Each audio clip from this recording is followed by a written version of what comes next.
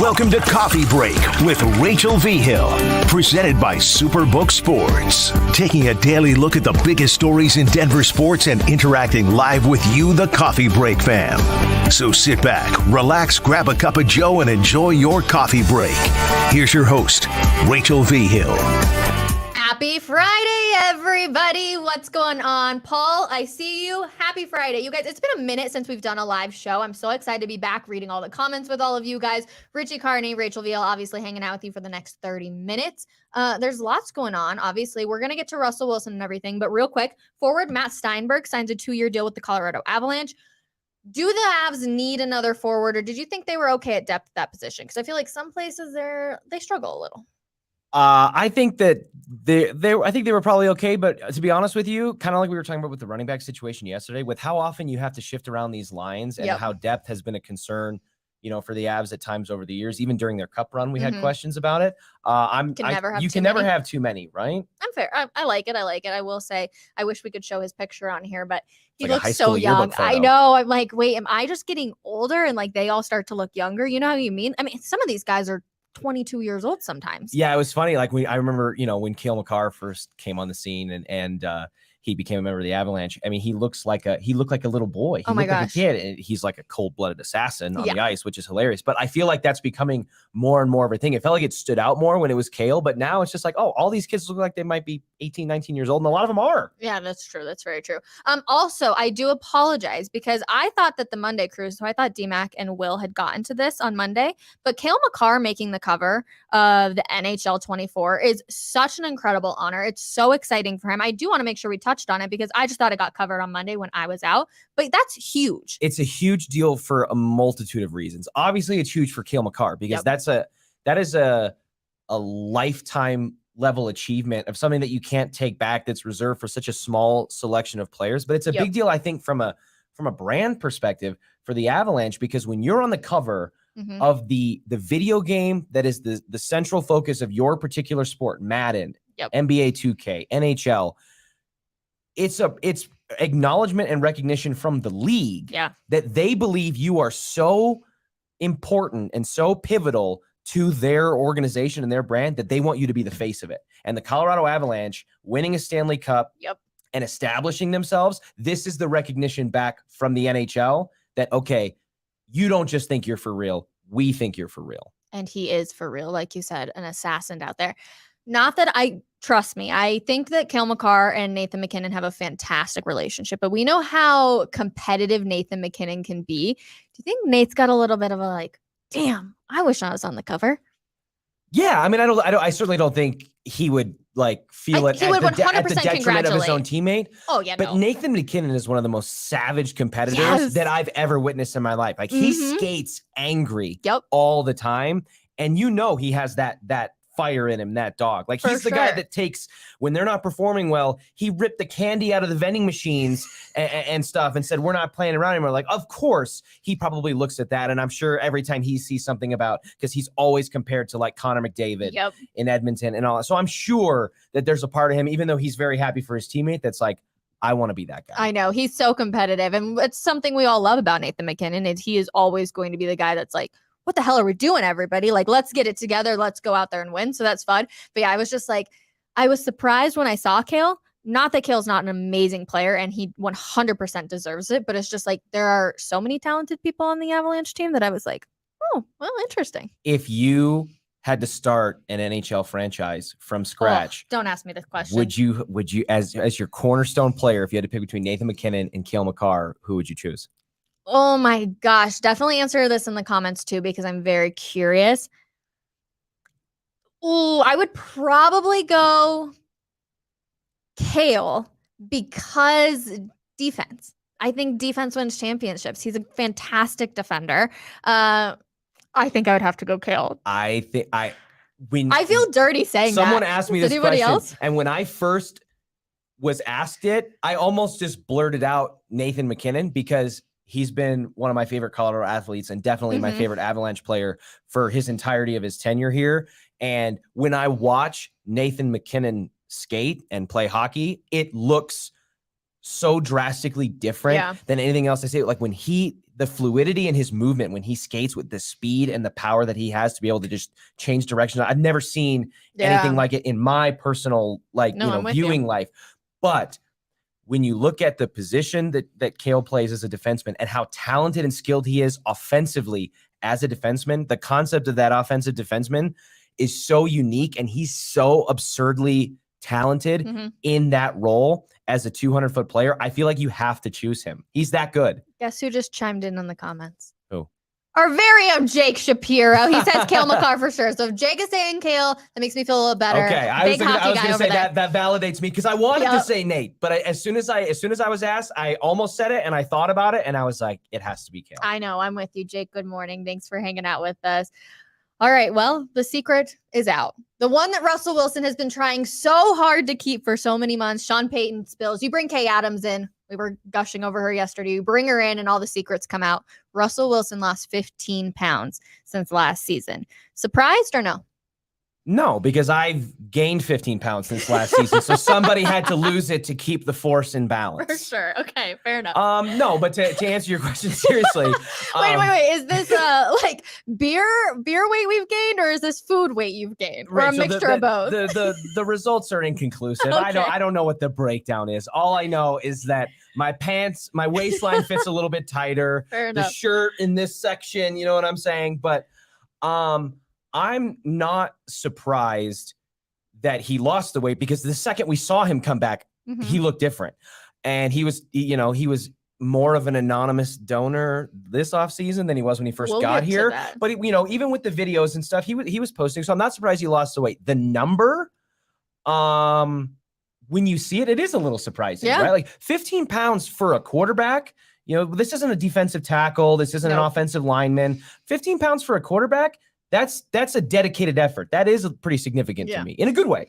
Well, and the part of it too is some people are like, oh, it's only 15 pounds. He looks like he lost so much more. And some people are like 15 pounds, holy smokes. But you have to remember, like, he may have lost 15 pounds, but like, how much did he gain in muscle compared to fat? Like, there's that comparison people have to have. He could have lost, 20 to 25 pounds and gained some of it back in muscle. And he's looking good. Like, you can see his biceps now a lot more. And that's crazy to say for a quarterback, because you feel like you can always see him. But last year we didn't see him as much. Yeah, it's just, you could see it, at the podium. And he definitely had arms last year. But there's clearly more definition. Yep. And when he was moving around last year, it felt slow.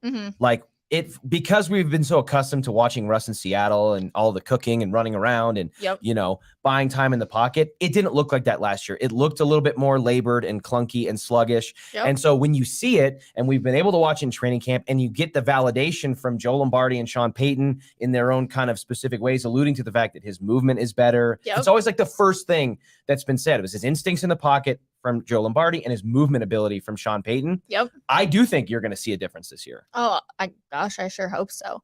I mean, we talked about this a little bit yesterday during our training camp wrap up, but there is this weird balance, because Sean Payton talks about his movement, how he's able to make plays, that technically weren't even supposed to happen, and just his ability to do that. But a lot of people are like, Russ, we want you to stay in the pocket a little bit more, move up, don't try and just cancel out the play and do your own thing. But yet Sean Payton's kind of over here saying, no, he can do that, and he's really good at it. So will we just see that? Is there going to be a balance, or is Sean Payton going to just take over as the coach and say, you're going to run with the play I give you, and that's it?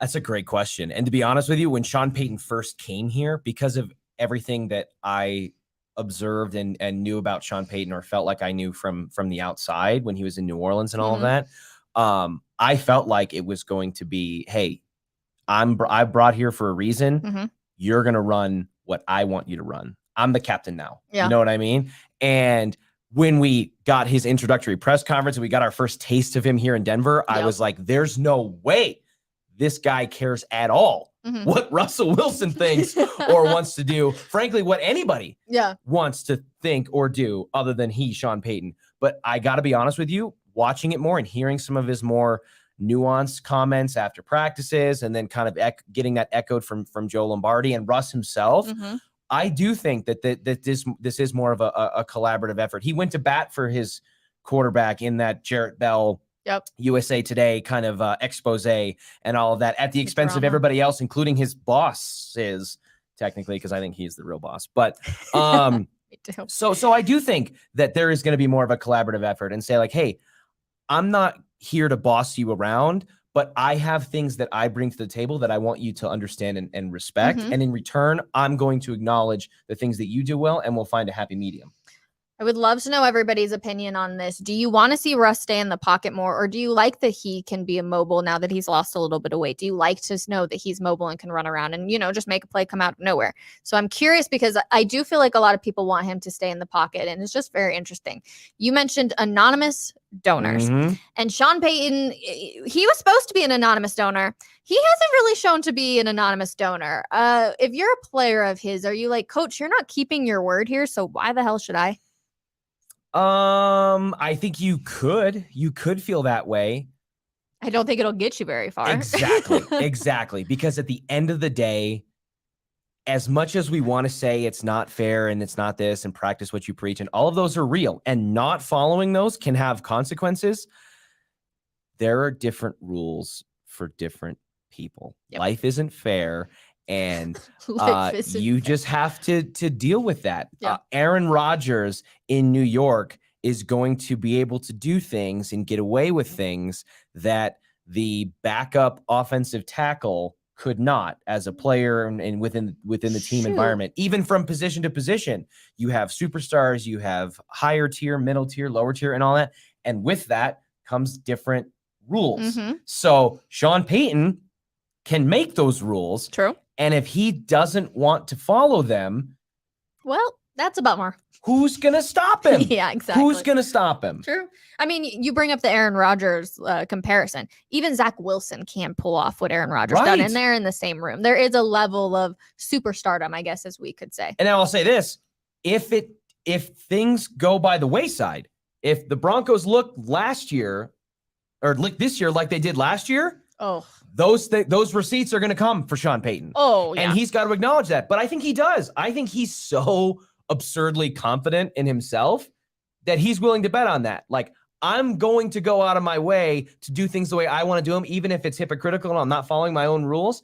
And if I fail, then you can come for me. But I'm not going to fail, so watch me. How about the snow-capped helmets being worn against the Jets week 5?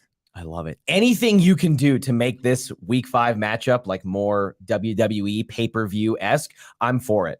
The drama with the Jarrett Bell thing and the Nathaniel Hackett, the return of that, the fact that the Jets essentially are what the Broncos, we at least think now or feel pretty confident now, they are what the Broncos wanted to be before Russ came here. It was bring in Hackett to lure Rodgers, and then we would do that.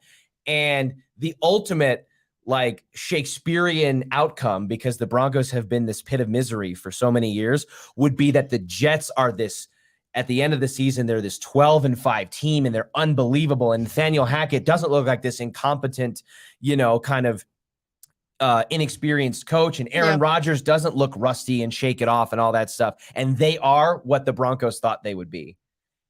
So the snowcat, I actually, and to get back to the uniforms, I think the helmets look really cool. And I think the alternate uniforms look pretty cool. And that's coming from someone who's been very critical of almost everything that they've done in that department, because I feel like it's very simple.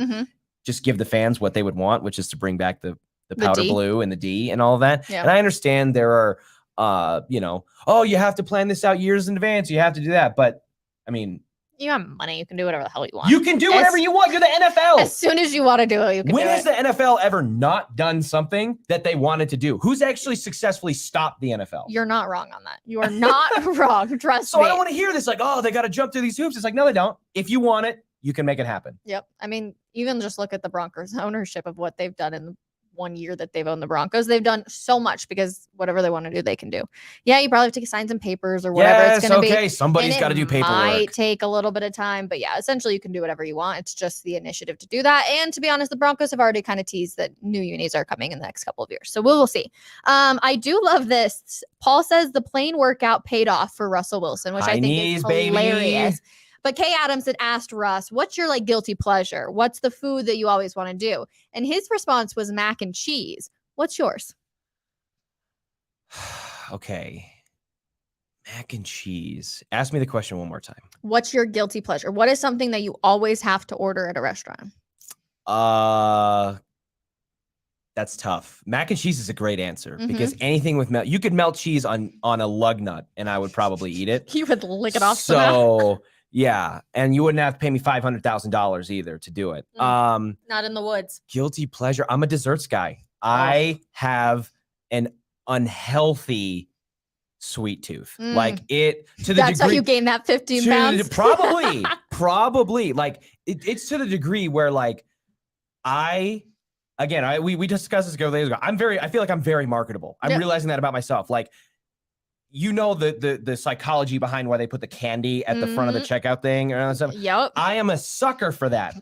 If I'm even slightly hungry and I'm at the grocery store and I'm like at the self-checkout and there's like a candy rack with like Reese's peanut butter cups or like, you know, Twix or whatever it is, I'm going to grab one just because, even if I know I don't want one. Even though it's marked up like 400%? Yes, it might be an addiction. So sweets, that's my answer. Okay. If I can go away from food, I'll just say that a margarita will always get me. Like if there's a margarita on the menu, I will 100% order it. I just love it. Not even for like the liquor, like besides that, I love the salt around the rim. That's where I get it. Really? That's an interesting, like, it's so hook. random. Oh, it's the salt. I'm a salty person. But if I had to pick a food, like an appetizer type food, I would say like spinach artichoke dip. That's like a good one. That's where mine. I'm like, oh, I see that. We could get that, you know, and share it for the table. That's a good one. Yeah, if we're thinking appetizers, I love buffalo wings. I've always like if there's like a lot of those bar foods. Yeah. So like buffalo wings, like cheeseburger sliders, like all that stuff. I will, even if I know I'm not going to get that to eat, I will order it just so I can like have some. Yeah. No, I feel that. What's your favorite food? It's a great question. As a foodie who clearly eats a lot, I would say, are we talking like singular food item or like type of food, like Chinese food, like Italian food? So like mine's sushi. Like no matter what, I would love to eat sushi.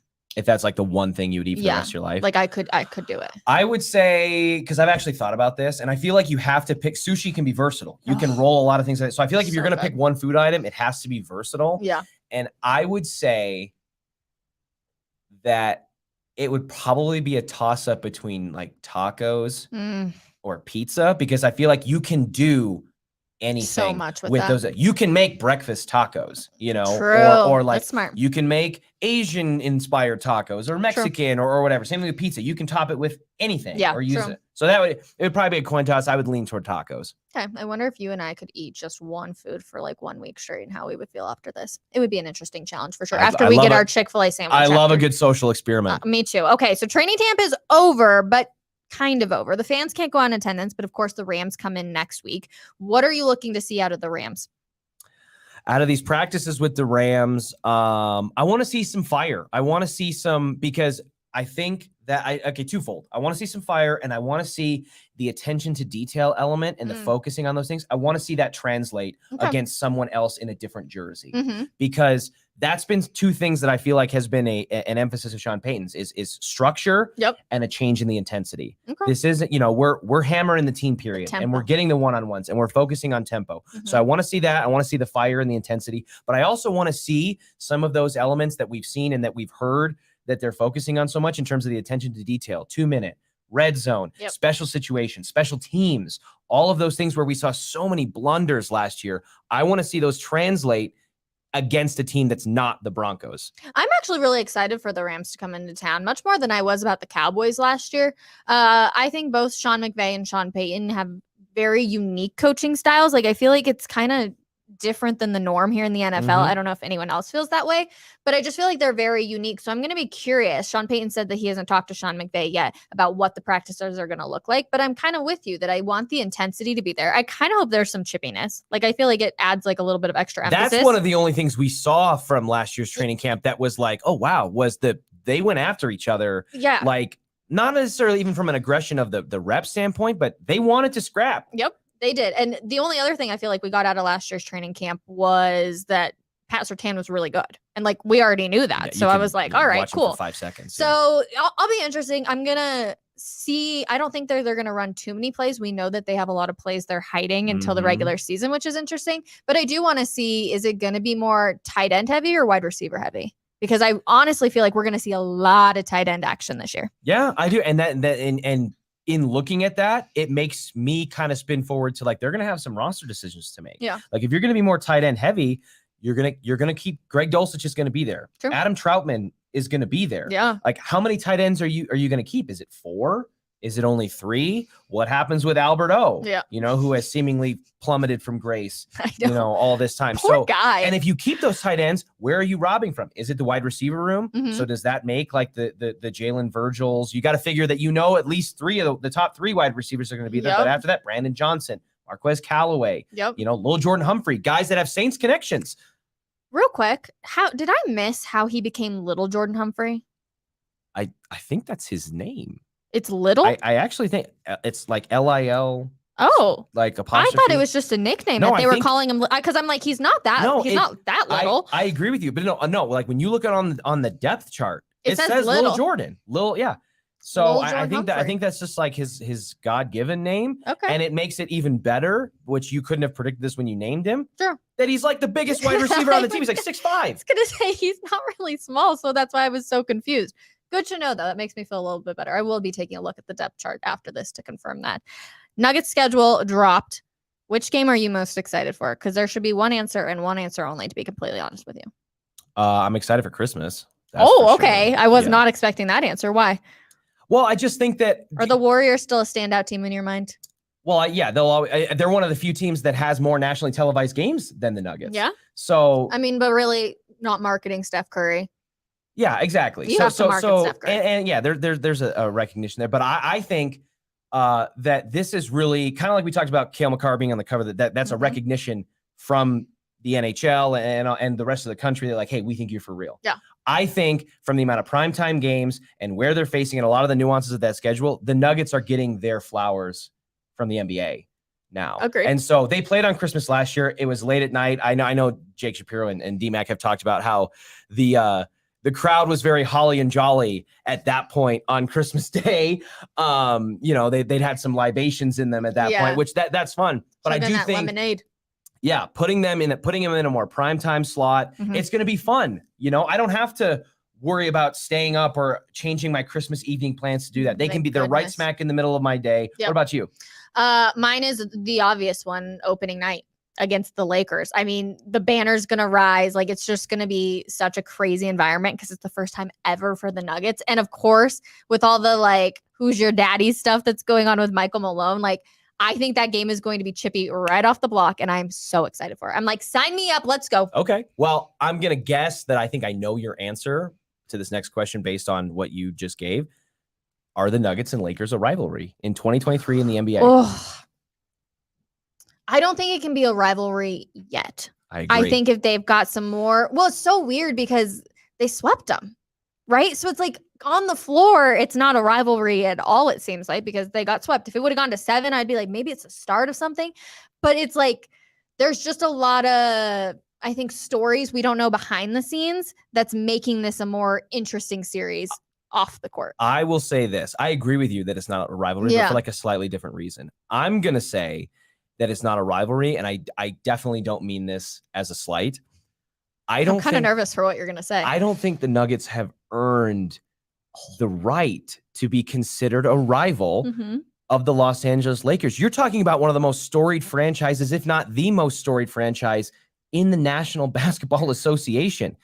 This is LA. This is Kobe and Shaq. And even before that, you want to go Wilt. Jerry West is the logo. Yeah. You know what I'm saying? Like, I got you.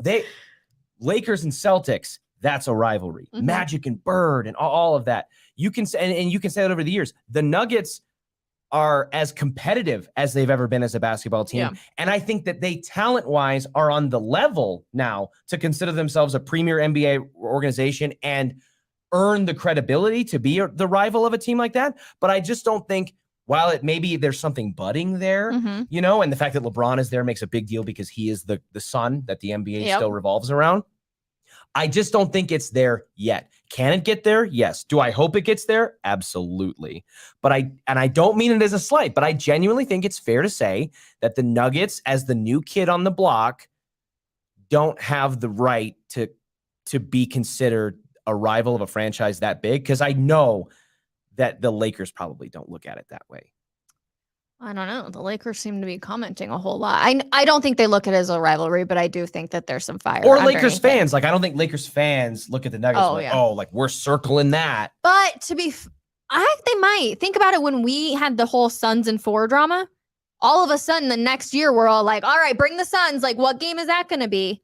True. Well, yeah, I mean, the Suns and 4. Okay, we need a name for this. It's not a rivalry, but it needs to be blank. What's going to be the name? Let us know in the comments too, because I feel like you guys are really good at this, but there needs to be some sort of name that's not rivalry for what's going on.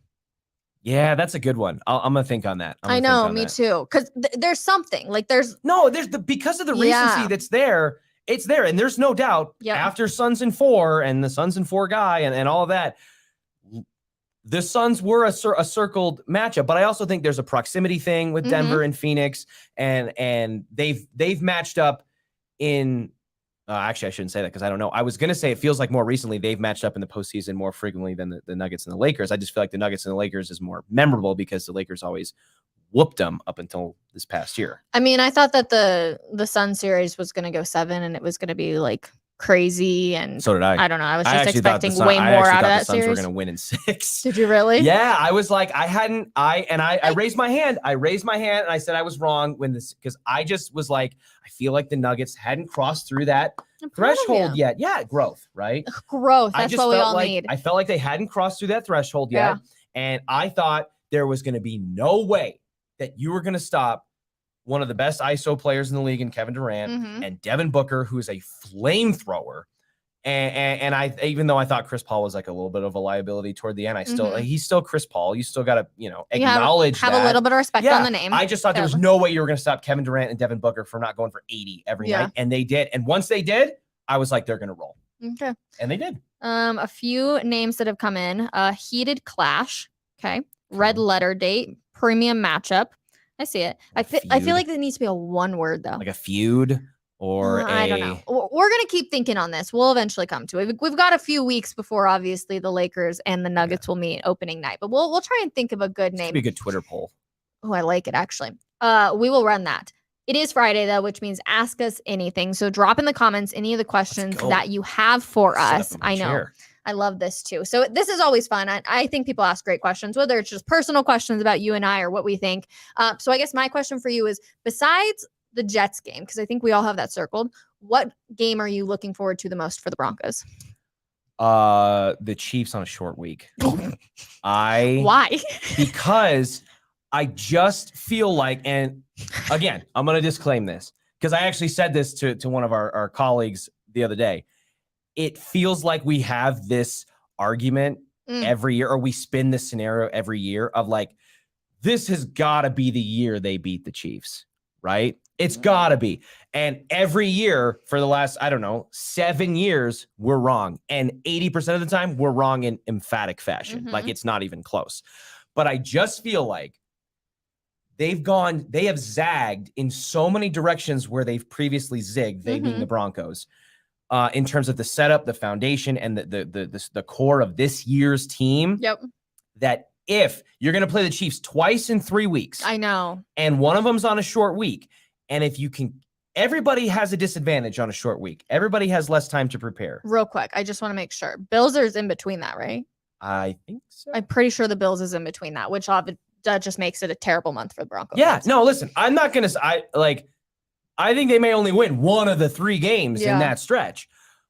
But I'm just saying, at some point, the dam has to break. Yeah. And while the Chiefs have been virtually unbeatable in so many matchups across the NFL, they beat everybody. True. And they're the defending champs. It just feels like at some point, something's got to roll your way. You can only flip a coin and hit heads so many times before it hits tails. And I just feel like with the addition of Sean Payton, if I'm buying into the concept that we're going to get a little bit of a better Russ and some of these things are going to change, even if the defense makes a little bit of a regression, I really want to know, can this be the year? It's a good question. Are they going to lose to him, or are they going to lose to him forever? Maybe they will. Maybe that'll just be an automatic 2 losses every year. I don't think that they'll win on the short week. I think they have a better chance of winning game 2 against the Chiefs. But to be honest, you guys, Patrick Mahomes. As long as he's that alive. man can, yeah, I know. That man can pull out something. And like they said, or who came from the Chiefs, help me out. Frank Clark said, it's not a rivalry over there. Like Broncos fans, again, it's this word, right? Like for us, it's something because we've lost to them for so long. But for them, it's like, oh, it's just the Broncos on the schedule. There's nothing special about it. Yeah, no, and how could you look at it any other way from their perspective? Honestly, that's kind of what I was getting at from the Lakers Nuggets perspective. Yeah. Like the Lakers have owned the Nuggets in their entire history up until this year. True. So now, and when KCP came over to the Nuggets, when he won a championship in the bubble as a member of the Lakers and beat the Nuggets in that series, he was complimentary of the Nuggets. And I think he even said on a podcast that if Anthony Davis hadn't hit that 3-pointer in the bubble, he thinks the Nuggets may have actually won the series or at a minimum made it competitive, but that was the backbreaker. So I'm sure just like KCP did, Frank Clark's going to look at it differently now. But when you come from an organization like that, where the matchup's been so one-sided, you can't really look at it as anything. In fact, I don't think they look at a lot of games as like I don't think they're intimidated by a lot of people. Maybe the Bengals, because the Bengals have kind of given the Chiefs a little bit of and we saw Patrick Mahomes elaborate on that in the quarterbacks documentary. But real quick, and I promise we'll get to this question before the show ends. I cannot believe nobody has asked Russell Wilson. I wanted to, but I wasn't sure if he talked when I was obviously gone, so I wasn't sure if anyone's asked if he got asked to do quarterbacks. I can't believe no one's asked him. I don't recall him commenting on being asked to do it or not do it. I'm sure we would have seen it if it was. To your point, though, I do think that it's a little, because it seems like something he would definitely do. So I think Sean Payton would be like, nope, sorry, do not see it. Nope. And nope. Like he has the authority probably to do that. So, but I'm just curious. I'm surprised because that's the only reason we found out about Trevor Lawrence is because he told the media that. Yeah. So it's interesting. And I got to be honest with you from their perspective, don't get me wrong. Part of me would love Russ to do it because I love the peeks behind the curtain. Me too. And I think that would just be like with Sierra and she's pregnant. And yes. But there's another part of me that's like, I just want to win. And this feels like a distraction. But I will say, like, from an image standpoint, all those quarterbacks looked great. Even like Marcus Mariota, who disappeared from his team, for like a several week stretch. They made him look like they almost made you empathetic towards him. And maybe you should be, and that's part of it. But like, I don't know why an NFL quarterback would be concerned about looking bad by going on that show, because it was very complimentary of all of them. Oh, I loved it. Guesses on what our record will be after 9 games for the Broncos. Ooh, after 9 games. Why don't you go first? Well, is the bye week 9? Yeah, it's right around there. I think that's probably why the question was framed. God, I just want to say 4-4. That's reason they got to get off to a good start, though. They have to, and then they hit the terrible month of the Bills and the Chiefs and yada yada. So maybe 4-4. That's my guess. So in your image, we're rolling out hot. Well, I hope so. I hope that they can win. Raiders, Washington, the Dolphins, right? Those are right there in the beginning. Dolphins, I think, will be harder than people are saying, but yeah, like Tua is one of those fascinating stories of he got concussed like an absurd amount of times last year that we know of, let alone the ones that we maybe don't know about or that weren't reported. So if 4-4, I think they're only going to win 7 games next year. So I would say after 9 games, they're 3-6. Okay. Yeah. So RJ likes to just say 9 games, not 9 weeks. And it was the question, guess what our record will be after 9 games. So I do apologize. I will say 4-5. Yeah, I think 3-6, 4-5. I'm right. Yeah, I don't think they'll have a winning record. Yeah, I think they'll be better. And to go from 5 games to 7, that's a 40% improvement, roughly, whatever it is. Like, it's really sad. Wow. that actually made me depressed. Sign it up. All right, last question. What did you miss most about Coffee Break while you were cruising? Actually, this isn't just while I was cruising. This has been, honestly, throughout training camp. We love chatting with you guys in the comments. So the fact that we were pre-recording all of this stuff and not seeing the comments. It does make a difference. You guys are so fantastic, and I appreciate you guys showing up each and every day. So I missed that the most, was just having those connections with all of you guys in the comments and hanging out too. I'm happy to be back. I'm happy training camp is over. besides next week when the Rams come into town, but that'll at least provide some interesting conversation for sure. But again, it's a Friday. We got the weekend. What are you doing this weekend? I'm going to see Ed Sheeran. Shut up. I am going to see him tomorrow night. Richie goes to every single concert. I don't know how he pulls this off, but somehow he's at every concert.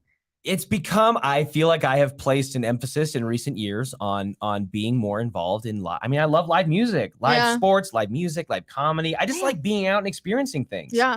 Okay. Well, I'm very, very jealous. I got some fun stuff that I can't say just yet, but maybe on Monday I'll tell everybody. That's a tease. Fun wedding stuff. Definitely tune in Monday, 10:30 a.m. We'll be back for another episode of Coffee Break. Have a wonderful weekend, everybody. Now get back to work. See you later. Bye.